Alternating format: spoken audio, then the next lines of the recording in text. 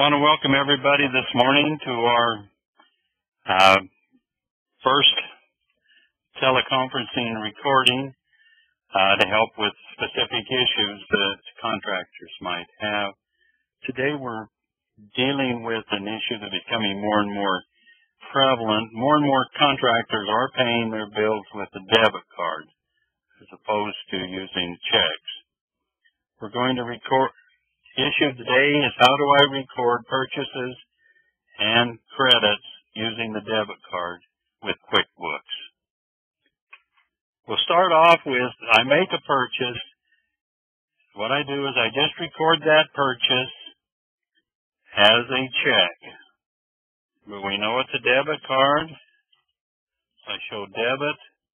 I go to Home Depot, make my purchase. Now, I'm using items here because in this particular case, they're part of the construction job, and I want to be able to track all of the different elements of my contract. So in this particular case, we're buying 8-foot 2x4s. I'm buying 40 of them. We're getting $2.86. This came from the previous price that was paid.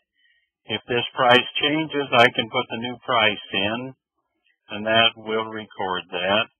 This records the job,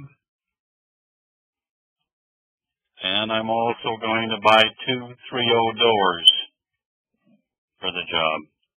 And again, the pricing comes from the previous price that I paid. This gives me kind of a check to make sure of what has happened since the last time I bought them. Then all I have to do is record that. Now, if I look at my check register, I see where that's the purchase that I made. Shows as a payment on my bank account. But I can also go to several reports. If I look at my profit and loss, and I'm just going to look at today, there was materials for $364.40.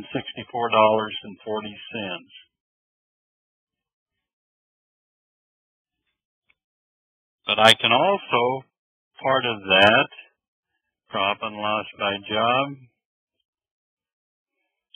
Here shows John Jones. I don't have any invoices in that, but I got the materials cost for that job at $364.40.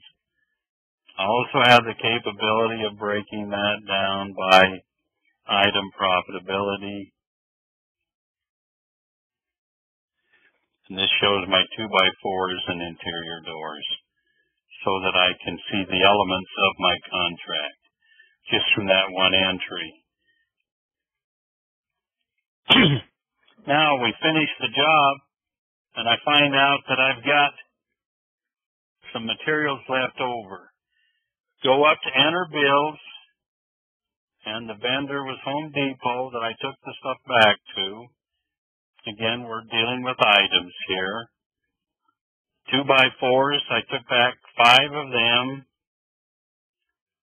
And again, I have to identify the job it's for. If you're wondering about what this little billable thing over here is, that's if you wanted to have this charge directly billed to the customer. And we won't deal with that now, but that's what that's for. And I had 1 3.0 doors, and the guy decided that he only wanted 1 door instead of the 2. And I just record that, save it. Now, if I look at Home Depot, I'm showing that I've got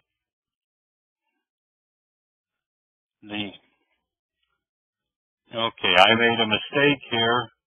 I've got to go back. That should have been a credit. My mistake. This was a credit. I have to click on that there. Now, if I look at Home Depot, I've got the minus for that transaction. Now, I need to put that money back into the bank because they gave me a credit on my transaction, so I go to my record deposits, Home Depot, and again, that's associated with my accounts payable, a debit card entry, and I got a bag of credit of $139.30.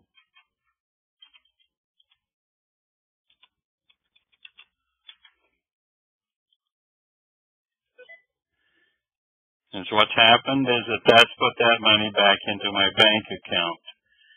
I have one more transaction to go. I'm still setting with